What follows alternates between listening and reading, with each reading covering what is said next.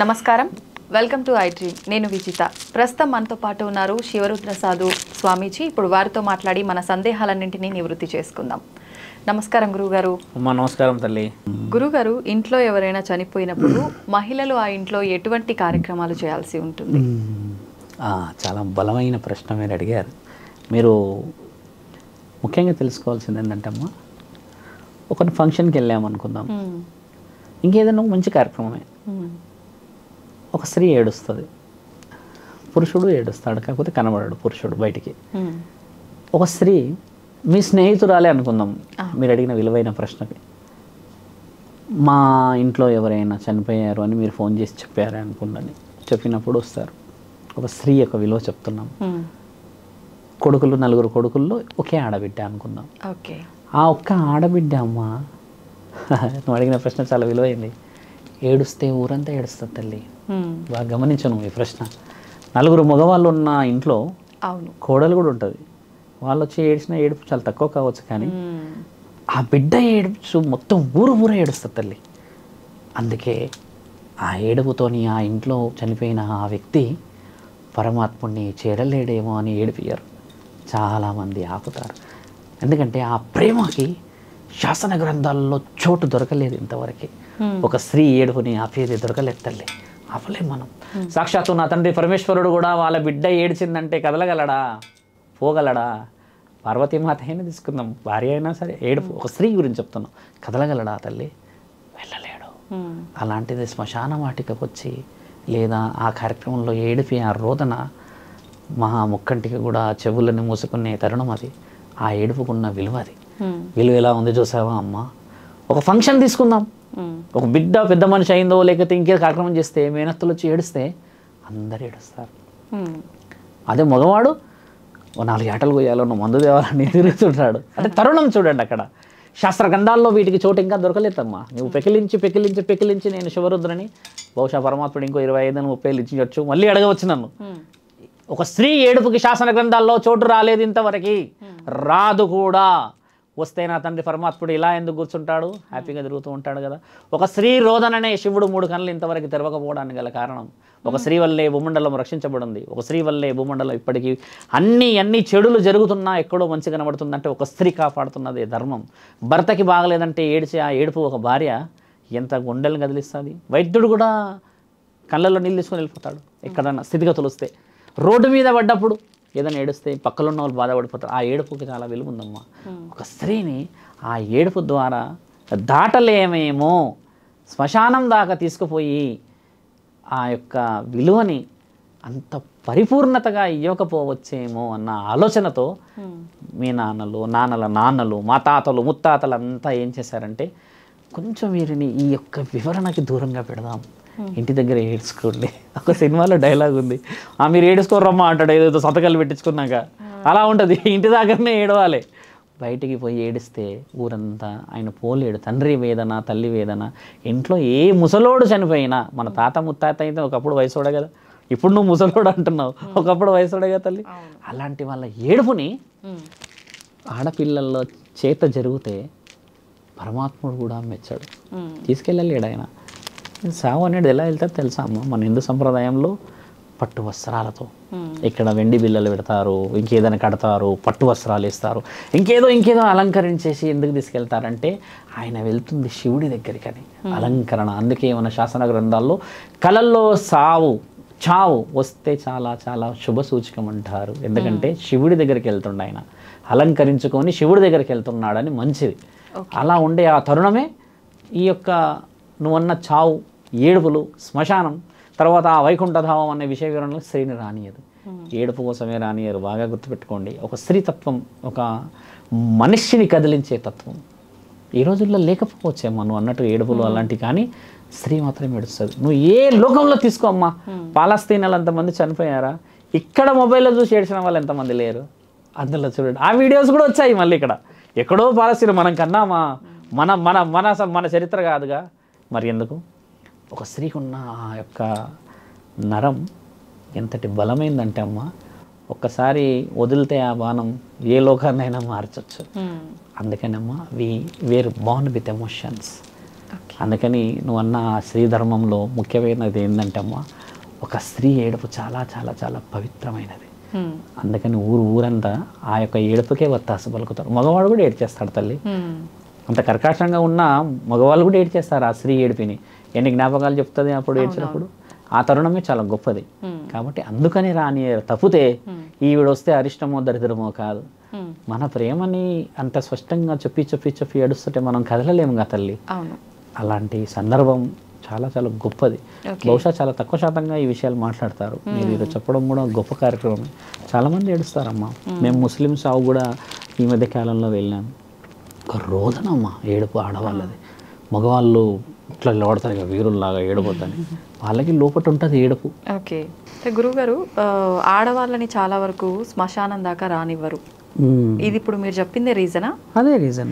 మరి చాలా మంది ఈ మధ్య కాలంలో కొడుకులు లేని వాళ్ళు ఆడవాళ్ళే తలగురువు పెడుతున్నారు, వాళ్ళ కూతుర్లు. అలా కూడా చెప్పొచ్చు. అలా పెట్టొచ్చు. తలగురువుకి ఈ శ్మశాన వాటికి సంబంధం లేదు. ఇక అది ఆడవాళ్ళు తలగురువు పెట్టడం తప్పేం లేదు. తప్పేం లేదు. ఇప్పుడు చూడమ్మా, చాలా సందర్భాలు మనం ఇంకోటి గమనించి ఏం చూస్తామంటే, ఆడపిల్లలు 2 ఉంటారు 3 ఉంటారు ఇంట్లో కొరివి పెట్టడానికి కానీ, అంటే తల కొరివి అంటాం మనము. అయితే ఈ తల కొరివి పెట్టేది ఏంటంటే అమ్మ కొడుకులే ఎక్కువ శాతంగా. రుణ బాధ్యతలు ఉంటేనే పరమాత్ముడు కొడుకునిస్తాడు తల్లి. ఇది చాలా ముఖ్యంగా తెలుసుకోవాలి. తల కొరివి కొడుకు పెట్టడానికి గల ముఖ్యమైన కారణం రుణ బాధ్యతలు. భగవంతుడికి సంబంధించిన కార్యక్రమాల్లో నీ చేత గుడి కట్టించబడి ఒక సమాజాన్ని బాగుపరచాలని ఒకటి, లేదా తీరని నష్టం జరిగిన ఆ వంశాన్ని కాపాడడానికి నీ వల్ల జరిగిన పొరపాటు వల్ల నీవు మళ్ళీ పుట్టాలని, లేకపోతే ఇంకేదైనా బలమైన కార్యక్రమాలు అవి దైవాంశ సంబోధుల చేత ఇచ్చిన ఒక మహత్కరమైన సంఘటనలకు మాత్రమే కొడుకులు పుడతారనేది నానుడిలో ఉంది.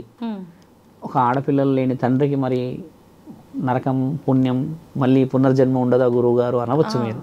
అలా ఉండదు. ఆ ఆడపిల్లల్ని కన్నా ఆ రాజు మహారాజు కాబట్టి ఆయనకి పుణ్యంతో సంబంధం ఉండదు. మరో జన్మ మళ్ళీ వాళ్ళనే కనడానికి పుడతాడు.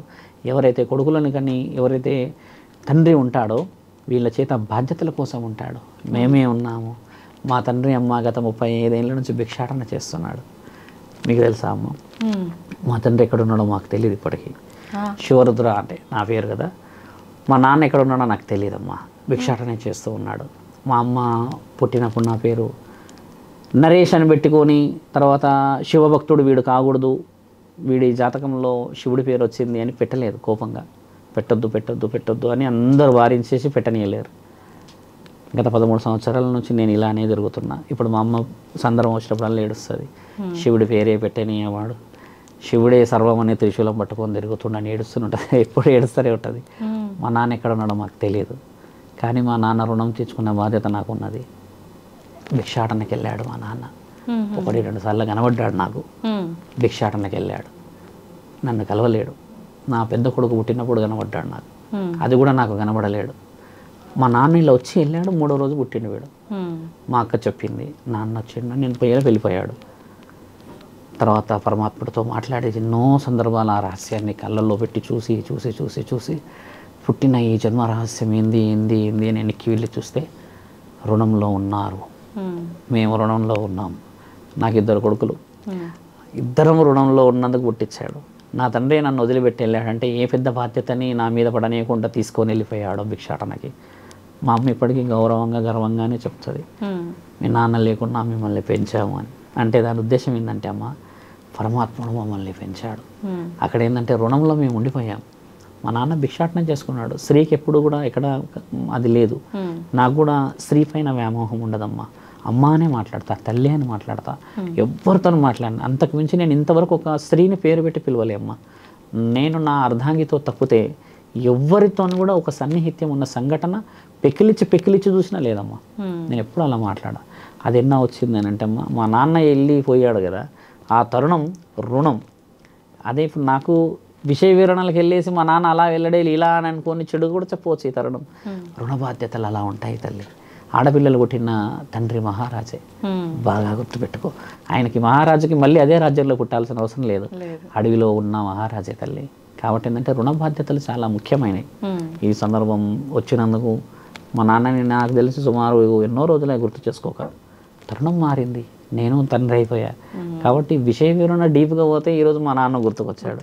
కాబట్టి ఏంటంటే ఆయన ఒక కార్యక్రమంలో వెళ్ళాడు, అందుకని వాళ్ళ నాన్న ఏ బాధ్యతతో ఆయన అన్నాడు, రుణం అనేది ఉండిపోయింది. శివరుద్ర అన్న పేరు అంత సులభంగా సంపాదించేది కాదమ్మా.